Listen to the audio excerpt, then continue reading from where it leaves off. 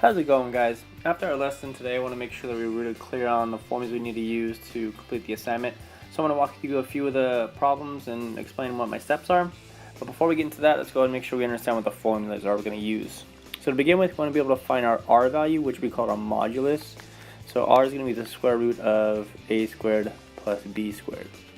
We also want to be able to find the angle of rotation, that's theta, and that's always going to be the tangent inverse of b over a. So together they're going to form our polar coordinates, where they're going to be the point r comma theta. So again, we want to be able to find r using a squared plus b squared, and you want to find theta using tangent inverse of b over a.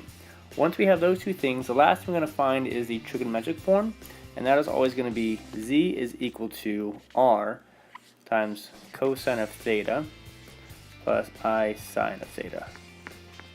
So these are our three formulas we're going to be using to fill out the worksheet.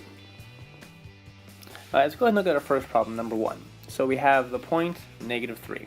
The first task is to go ahead and graph this, which I think is pretty straightforward. We're going to go ahead and go to the left 3 and put a point, since we're on the real number line here. Our next task is to find our r value. Remember, r is equal to the square root of a squared plus b squared. In this case, there is no b because we have no imaginary component.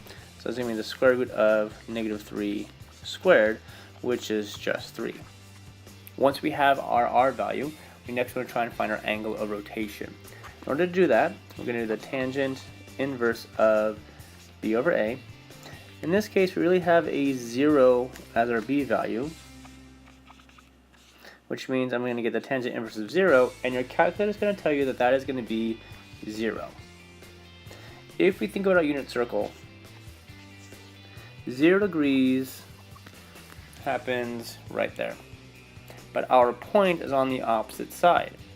So 0 and a modulus of 3 gives us a point, but not the point we're looking for.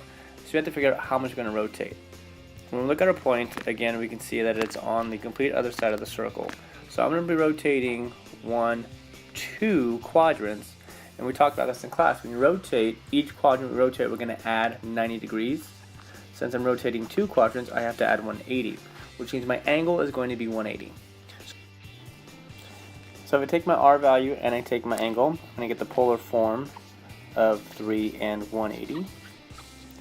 And if I take my r value and I take my angle, I can get the trigonometric form, which is going to be z is equal to 3 times the cosine of 180 plus I times the sine of 180.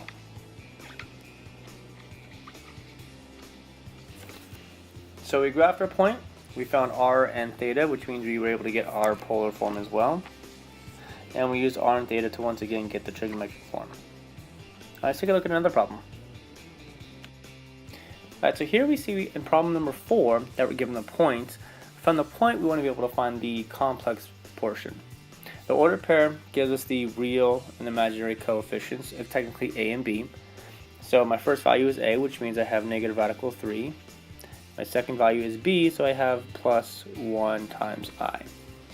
This is now my complex number. In order to turn this into my polar form, I want to find r. And again, r is the square root of a squared plus b squared. So I know that r is going to be the square root of negative radical 3 squared plus 1 squared, which is really just 3 plus 1, or radical 4, and that simplifies to be 2. So I found r was 2. I next want to be able to find my angle. Again, using the formula tangent inverse of b over a. In this case, I have 1 over negative radical 3. When I put this into the calculator, I get an answer of -30. The problem again, though, is our angle doesn't match up with our point.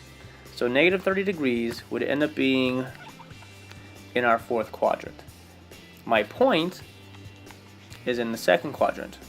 So I have to take this angle and rotate it. I'm going to rotate it 2 different quadrants, which means a total of 180 degrees, which gives me an actual angle of 150.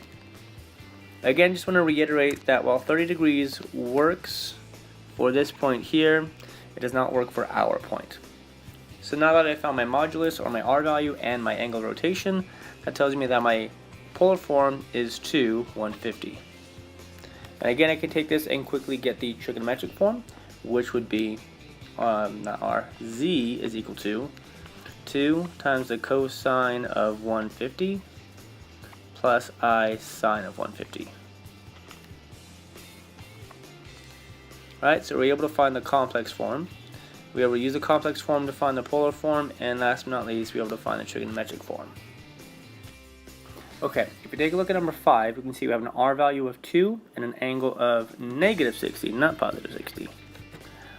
We have not really discussed this, but we want to go to work backwards from polar form. So we have two other formulas we're going to be using. A is going to equal r times the cosine of theta, sorry. So if I plug in my r and my theta, that means I have 2 times the cosine of negative 60.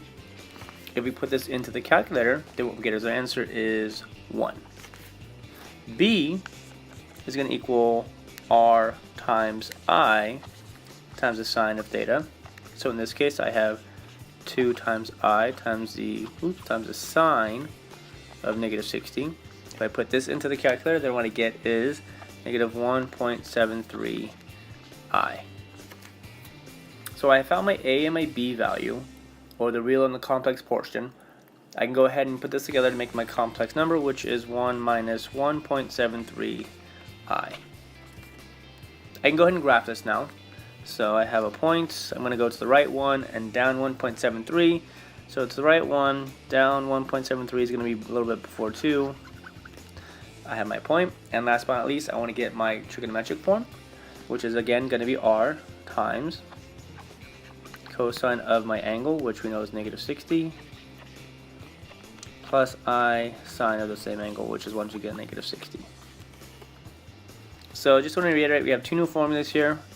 If we know r and the angle, then we have A equals r cosine of theta, and B is r times I sine of theta. We use that to kind of work backwards and find the complex form. We also graph the point, and then we found the trigonometric form.